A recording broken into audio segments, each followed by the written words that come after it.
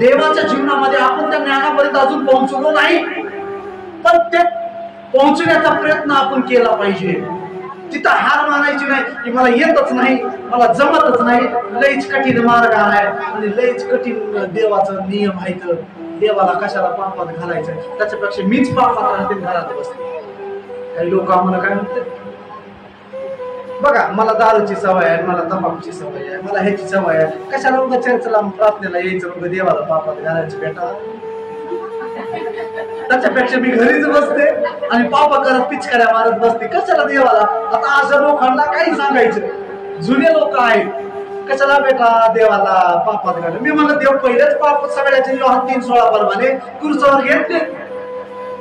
वचन काय सांगतं, येशू म्हणला की मी तुमचे सगळे पाप स्वतःवर घेतले, आता स्वतःला म्हणू नका की मी कशाला देवाला. येशू ऑलरेडी तुमचे पाप घेऊन कुर्चावर मेलाय सुद्धा आणि जिवंत सुद्धा झाला तिसऱ्या दिवशी.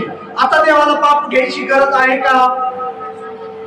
2024 वर्षापूर्वी प्रभू येशूने सगळ्या जगाचे पाप आपल्या कुर्चावर घेतलेले आहेत, प्रत्येकाचं तारण झालेलं आहे.